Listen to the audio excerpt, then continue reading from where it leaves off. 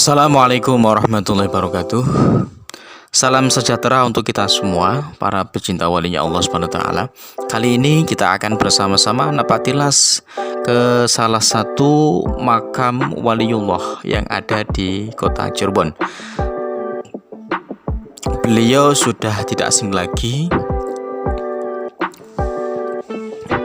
Namanya adalah Simbah Sunan Gunung Jati.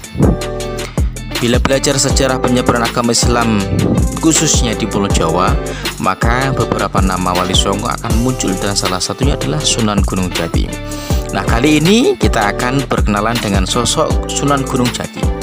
Selain mengenal tentang pribadi beliau, kita juga akan mencari tahu berbagai cara yang dilakukan Simbah Sunan Gunung Jati untuk menyebarkan agama Islam. Sunan Gunung Jati yang memiliki nama asli Syarif Hidayatullah adalah seorang ulama dan tokoh penyebar agama Islam di Jawa Barat. Beliau mulai menyebarkan agama Islam pada abad ke-15 dan 16. Sunan Gunung Jati lahir berada di Mesir kurang lebih pada tahun 1448. Namun tanggalnya tidak diketahui secara pasti.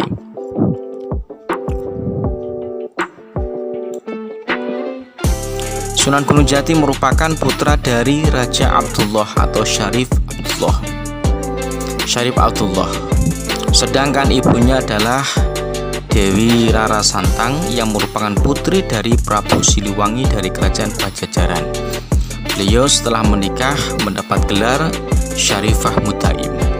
Saat tinggal di Cirebon, Sunan Gunung Jati memiliki istri dengan nama Nyai Ratu Pakungwati. Istrinya ini merupakan putri dari Pangeran Cakrabuana yang merupakan penguasa Cirebon. Dan juga Pangeran Cakrabuana ini merupakan kakak dari ibunya Sunan Gunung Jati. Berarti otomatis masih saudara dekat. Karena itu setelah meninggalnya Pangeran Cakrabuana, setelah haji itu beliau memakai nama Abdullah Iman. Jadi nama Jawanya Pangeran Cakrabuana, nama Arabnya adalah Syekh Abdullah Iman.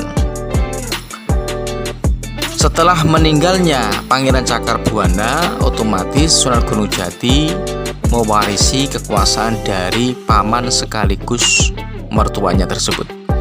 Bukan hanya menjadi penguasa, Sunan Gunung Jati juga dikenal sebagai ulama dan tokoh agama.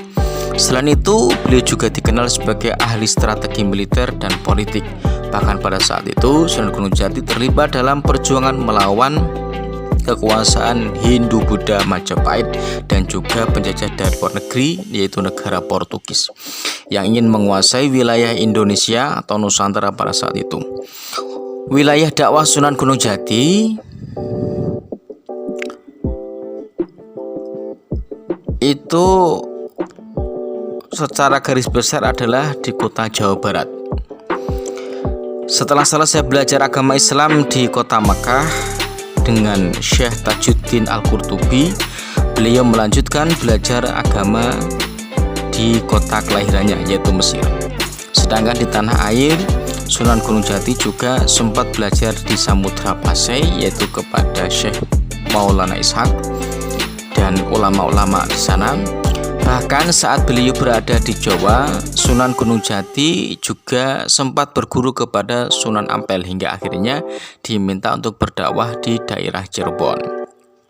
Di Cirebon, ia juga menyebarkan Islam dan sekaligus ngalap barakah kepada Syekh Datuk Kafi yang ada di Cirebon, yang letaknya itu di Gunung Sembung. Sunan Gunung Jati tidak hanya menjadi seorang guru, beliau juga mendirikan pesantren dan mendapat gelar-gelar yang lain, di antara adalah Maulana Jati atau Syekh Jati. Perjalanan dakwah Sunan Gunung Jati itu tidak hanya berlangsung di Cirebon saja, tapi juga sampai ke Banten dan seluruh kota Jawa Barat. Metode dakwah Sunan Gunung Jati dalam menyebarkan agama Islam, beliau menggunakan pendekatan yang lebih luas guna untuk menarik simpati penduduk dan masyarakat agar mau memeluk agama Islam. Dalam menyebarkan agama Islam, Sunan Gunung Jati menggunakan pendekatan sosial budaya. Cara itu membuat agama Islam lebih mudah dikenal dan diterima oleh masyarakat.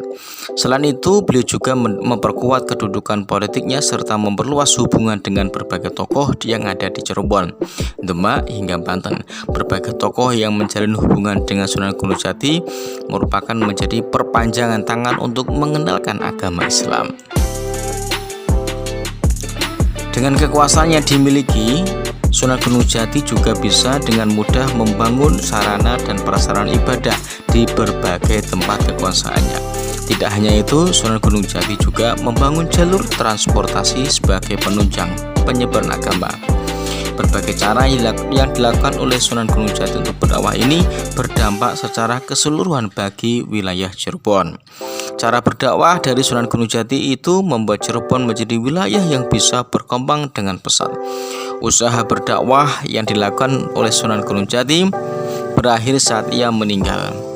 Tokoh agama ini meninggal pada pertengahan abad ke-16 yang kemudian dimakamkan di puncak Bukit Sembung.